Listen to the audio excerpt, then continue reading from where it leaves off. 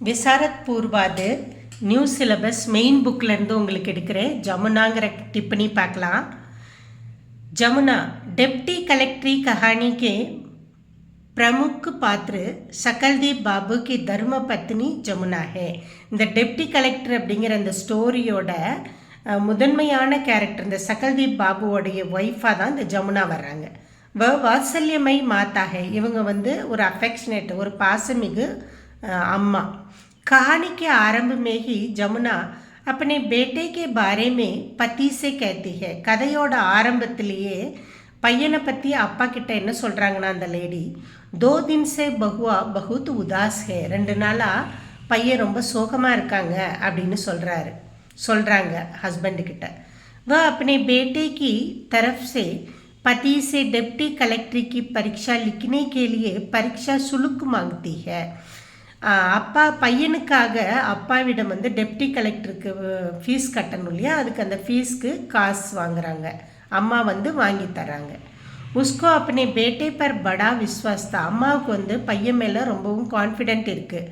பதி क्रोधित हो जाते हैं. அப்பா கோபம் அடைந்தாலும் वह चुप रहती है. அவ ரொம்ப குவைட்டாக சாமர்த்தியமாக இருக்காங்க. वह पति के स्वभाव से परिचित है. ஹஸ்பண்ட் எப்படியாப்பட்டவர், எப்படி ஹஸ்பண்டுக்கிட்ட நடந்துக்கணும் அப்படிங்கிற அந்த லேடிக்கு அந்த பக்குவமெல்லாம் இருக்கான். वह एक आदर्श पत्नी और माँ है. அவங்க ஒரு டிசிப்ளினான அம்மா ஒய்ஃபு அப்படின்னு சொல்கிறாங்க.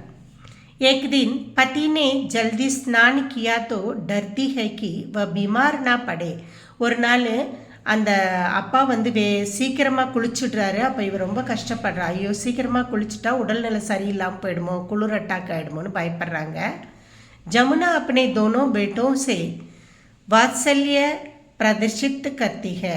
ரொம்ப பாசத்தை காட்டுறாங்க. पति और पुत्र दोनों के स्वभाव जानकर தத் அனுசார் விவகார் கர்த்தி ஹே. ஹஸ்பண்டுக்கு பையனுக்கு 2 பேர்த்துக்கிட்டையும் அன்பு செலுத்தி 2 பேருக்கும் என்ன தேவையோ அதை ஃபுல்ஃபில் பண்ணி வைக்கிறாங்க. ஏக் பார் புத்திர கே பிரதி உஸ்கே பவிஷ்ய கே பிரதி சிந்தா தூர் ஹோத்தி ஹே. அவங்களுக்கு வந்து ஏக் தரஃபு புத்திரிக்கே பிரதி பையன் மேலேயும் ஒரு பவிஷ்யக்கு பிரதி அவனுடைய ஃப்யூச்சர் மேலேயும் चिंता दूर होती है. கவலை தூர போயிடுது. கவலை चिंता दूर करती है होती है मतलब கவலையாக இருக்காங்கன்னு சொல்கிறாங்க. அவனோட பையனோட எதிர்காலத்தை நினச்சி ரொம்ப சோகமாக இருக்காங்க. और दूसरी तरफ पति के स्वास्थ्य और उसकी परेशानियों को समझकर काम करती है. இன்னொரு தரப்பில் வந்துட்டு ஹஸ்பண்டோட உடல்நிலை அவரோட டென்ஷன் எல்லாம் புரிஞ்சுக்கிட்டு அதுக்கு தகுந்த மாதிரி நடந்துக்கிறாளாம்.